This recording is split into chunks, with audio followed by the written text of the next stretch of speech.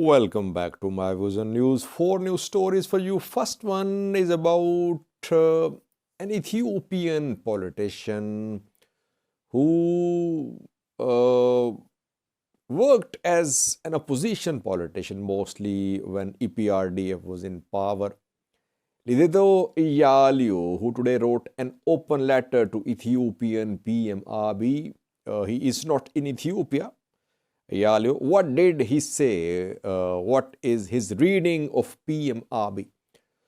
And secondly, Dawa is being governed by a federal government, but Dawa is proposing the idea of a referendum in the zone to determine the future status of this city. What is the reason behind this proposal by the Dawa government? And if referendum is held, which ethnic group will have majority?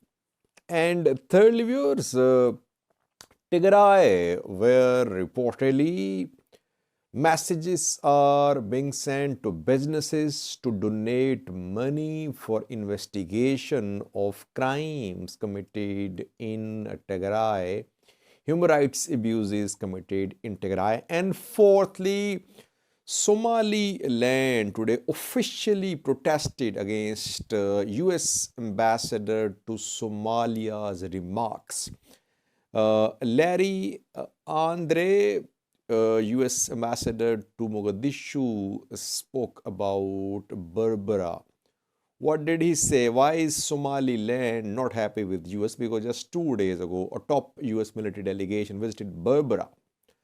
And we know that US intends to use Berbera as a military base, as its military base in the Horn of Africa. Firstly, viewers, Lidetu Ayalew is a former Ethiopian politician because he is not active in politics these days. He is outside Ethiopia. And when EPRDF was in power, Lidetu fought for years politically against EPRDF. And people accused him of being a pain in the side of Meles Zenawi. At the same time, he was accused of being a puppet of EPRDF, but mostly he remained in opposition. Then came PM Abiy in 2018. And Lidetu supported Ethiopian PM Abiy. Later, he developed some differences and he went into exile, you can say. He has written an open letter to Ethiopian PM Abiy. What is he saying? Firstly, Lidetu says that PM Abiy was an accidental prime minister. When he became prime minister, everyone welcomed him, that he would bring about change in Ethiopia. Lidetu himself backed PM Abiy. But change did not happen. Ayalew claims that PM Abiy only cares about his own power. He's basically a dictator. It's not that he is working for Oromoma or for any particular group in Ethiopia. He is working to consolidate his own power. So that is what is the reading of Lidetu Ayalew of PM Abiy. He is not accusing him of being anti-Amhara or pro-Oromia. But he says that Abiy just wants to be in power. And for that, he'll exploit people. He will whatever he can, he will do just to remain in power. And Lidetu welcoming Pretoria Agreement has shared some recommendations, some suggestions for PM Abiy. PM Abiy should listen to Lidetu, should consider these recommendations. Otherwise, he could be the last Prime Minister of Ethiopia. His last line is very important, last line of the letter, that PM Abiy could be the last PM of Ethiopia. So he's saying that PM Abiy is a national security threat. If he remained in power, it would be devastating for Ethiopian future as a country. What are recommendations shared by Ayalew? Firstly, he wants an end to Eritrean intervention in Ethiopia, end to anti-TPLF propaganda, solution to the crisis in Oromia, and an end to massacre of ethnic Amharas. He's calling for consultative consultations when it comes to making big decisions. And he's condemning state action against journalists, politicians, and community activists. And he is urging the government to talk to all armed groups like OLA, etc. Basically, Lidetu is a politician of the Federation. He is a nationalist, basically. And that is why in entire letter, when you read this letter, you don't get any impression that he is pro-Amhara, pro-TPLF, pro-Oromia. He is just pro-Ethiopia. But people accuse him of being in alliance with TPLF, that he was working in secret alliance with TPLF.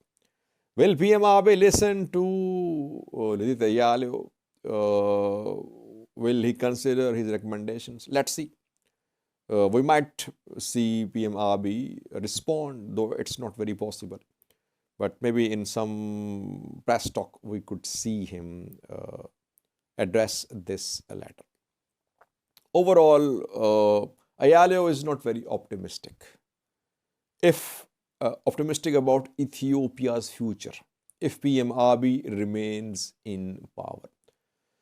Ayalew cannot bring about any change being abroad. I think when he left Ethiopia, he said he was in need of medical aid. He wanted to undergo some treatment there abroad. That is why he was allowed to leave Ethiopia. But obviously he wanted to flee Ethiopia, it seems. Will he return to Ethiopia to lead the people? Or will he keep on writing letters from abroad? Will he keep on issuing statements from abroad like Jawar, like Bakle Garba? Politicians of opposition, if they want to be opposition politicians, they'll have to risk their lives, their politics, if they want to lead the people. By being abroad, issuing statements, writing letters, they cannot bring about any change in Ethiopia. Why would people of Ethiopia take to the streets, risk their lives, while leaders are abroad? So PM Abiy so far is in a strong position. But some challenges he's going to face in coming weeks and months. Secondly, was talk of referendum in Dawa, which is governed by a federal government. Dawa administration has written a letter reportedly to the federal government. Why? Because there are budgetary issues. Government is finding it difficult to make both ends meet. Federal government is not allocating required budget for Dawa. That is why the Dawa government has proposed the idea for a referendum to determine the future status of Dawa. Three options have been given: that Dawa can be an independent regional state like other states, Tigray, Oromia, Amhara, or it can be part of Oromia, or it can be part of the Somali region of Ethiopia. Three options. Will referendum be held? Let's see. If referendum is held, what will people choose? Will they be part of Oromia, Somali region, or be an independent regional state. Oromos are in majority in most parts of Dewa. Somalis live there as well. And then Tigrayans, Amharas, Gurages too. If referendum is held, there could be close contest between the supporters of joining Oromia or Somali region. And we could see result in favor of Oromia. That is why this move by the Dewa government will be labeled as a step towards Oromoma, towards creation of greater Oromia.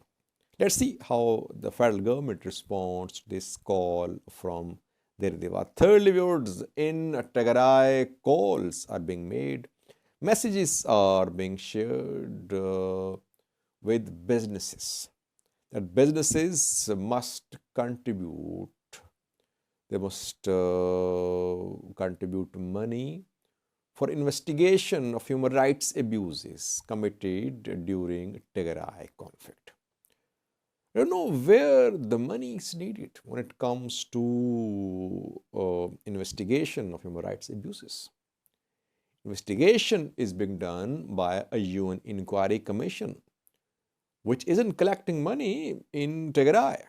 It is funded by UN member states. It seems that either Tigray government is starting or it is conducting some investigations, and for that it needs money, or there are some individuals who are deceiving businesses by telling them that money is needed for investigation of human rights abuses committed to a conflict. I think regional government should ensure that people are not deceived by those who want to collect money from businesses which are already in a very difficult position in Tigray. Businesses are starting to reopen. Still, economic activity in Tigray is very limited. Lastly, viewed, Somaliland today protested against US ambassador to Somalia. Larry Andre is US ambassador to Mogadishu, and a few hours ago he spoke about Berbera port of Somaliland. 2 days ago, top US military officers visited Berbera port. We know that US has a military base in this region, and that is in Djibouti. But there are other countries which have military bases in Djibouti, like China, UK as well, others too. And in Djibouti, bases are very close to each other. US has long been trying to have another military base in this region. US is interested in using Berbera port as its military base near Berbera port. And US military commanders have been visiting Berbera. We have seen that. 2 days ago, they were there at Berbera. And Somaliland authorities welcome them with open arms. Somaliland is hoping to get recognition from US in return for giving Berbera to US.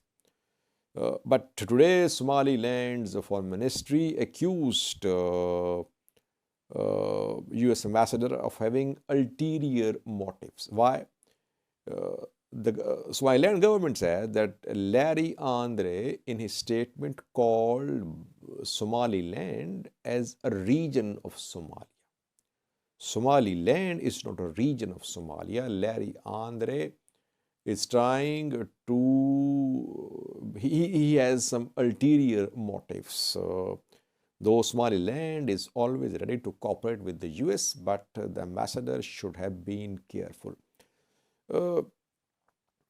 Somaliland wants close ties with the US. US says it is in favor of one Somalia policy. Official policy of US is one Somalia policy. like one China policy. At the same time, US backs Taiwan. US is giving arms to Taiwan. So here again, US says one Somalia policy. At the same time, it is planning to have a military base in Somaliland without approval from Somalia. So there are questions about US policy when it comes to the status of Somaliland.